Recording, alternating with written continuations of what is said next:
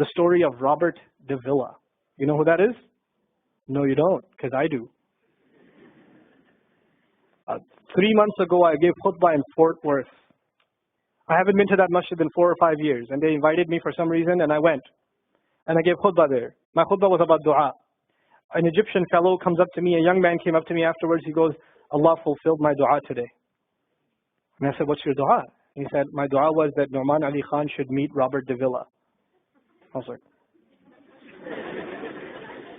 are you Robert de Villa? He goes, nope, I am not Robert de Villa. Robert de Villa is my friend.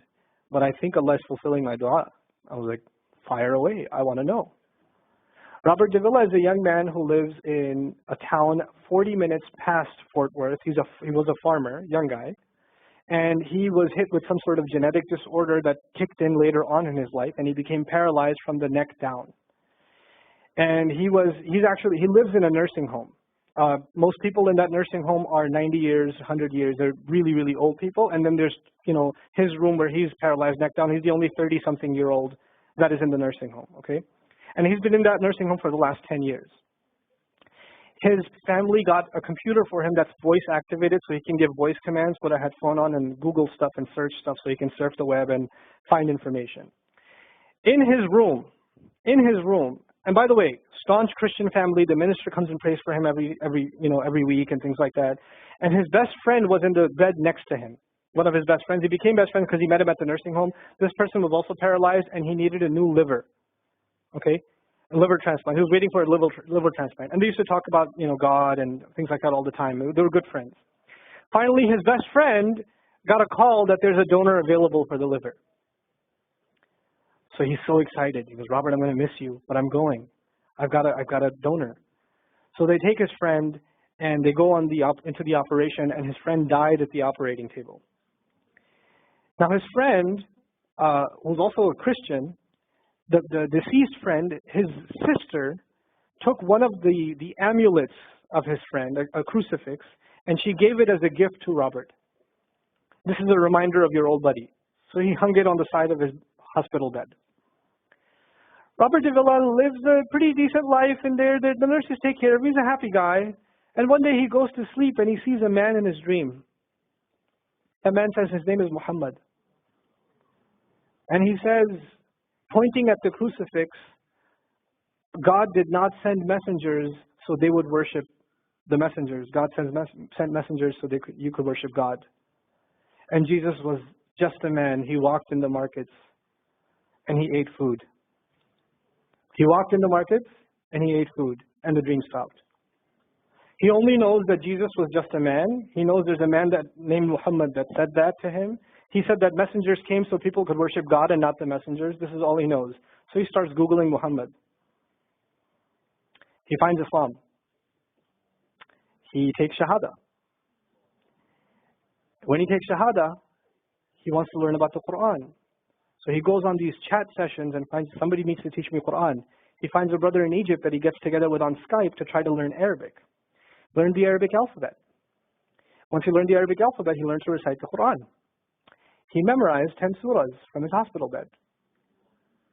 Then he said, I'm beginning to memorize the Quran, and I'm beginning to learn about this prophet, but I need to understand the Quran.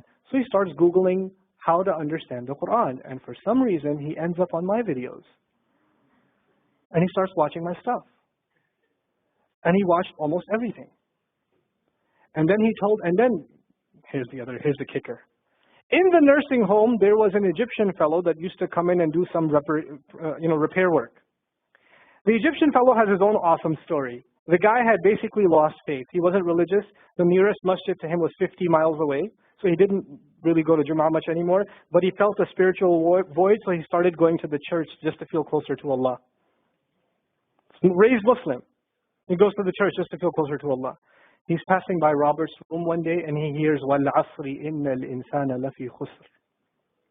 So he walks into his room and says, Robert, what are you listening to? Robert says, nothing. That was me. And the guy says, you're a Muslim? He goes, yeah, I became Muslim. And now this friend is in shock.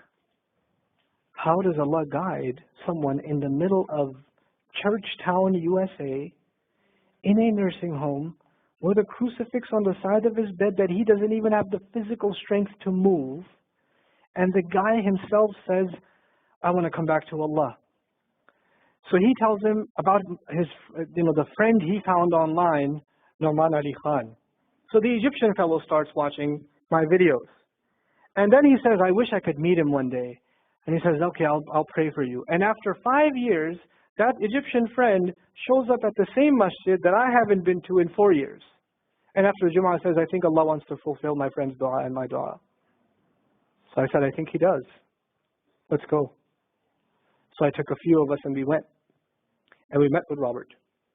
We had a beautiful conversation with him. And inshallah, for Eid, we're going to go to his nursing home again. The nursing home was pretty shocked. You're all here to meet Robert? Yep. Yep. Why do you want to meet him? He's an inspiration. Let me check if we can. They had to call the hospice administrator and all this stuff, and then eventually let us in. And Robert's in shock. And then I meet with Robert. We're talking, and I was like, "Hey, Robert, so I heard you memorized some surahs." He says, "Yeah. Can you recite one for me?" So he recited Surah Al-Asr.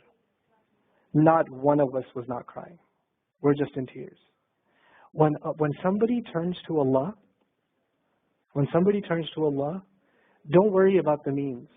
Guidance will come. Balance will come. I want to tell you some more about Robert because young guys are here. Young guys that play basketball. Young guys that are healthy. Young guys that have ambition. I told you what's his paralysis, from where to where? Neck down. He has a special wheelchair that has to hold pretty much every part of his body in place. He can't just sit in a wheelchair. It holds his neck and it holds every other part of his body in place because he has no control over his limbs.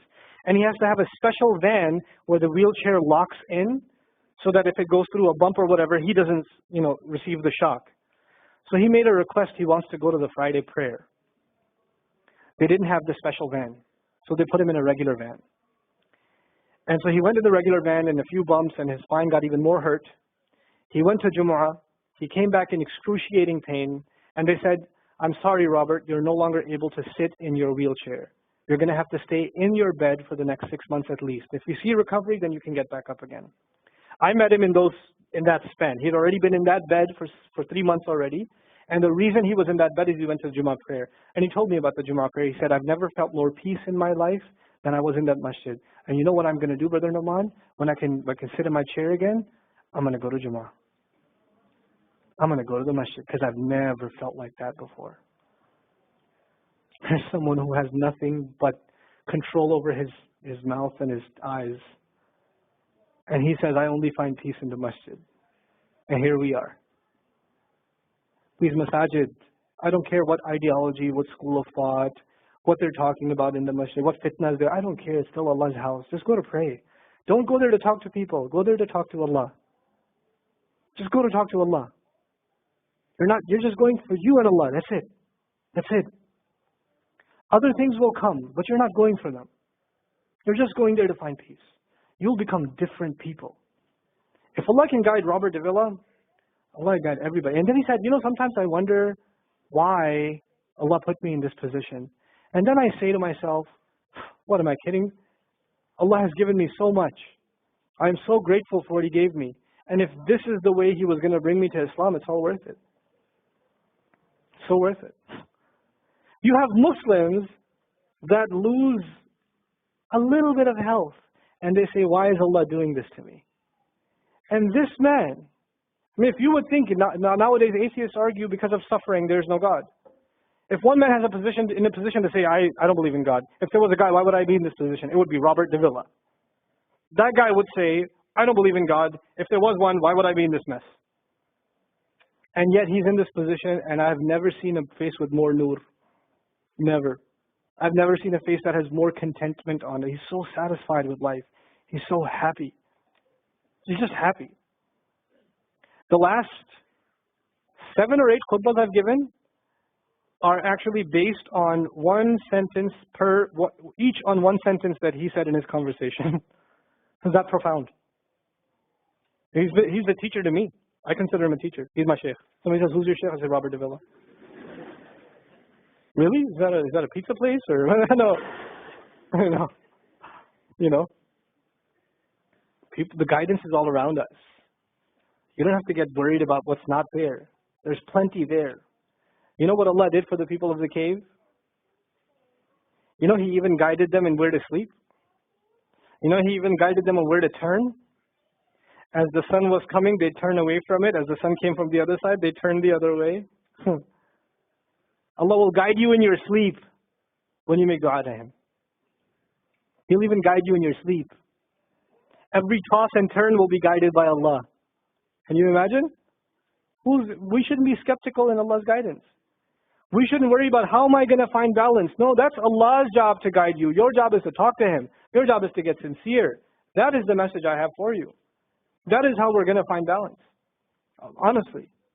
And if once you do that, once you become sincere to Allah, Allah will open doors. Allah will give you friends. Allah will give you teachers. Allah will give you access to resources, all of which are going to bring you closer and closer and closer to Him and to the truth and make life better for the people around you. This is really the gist of what I wanted to share with you. I don't want to speak longer. I've spoken too long already. I love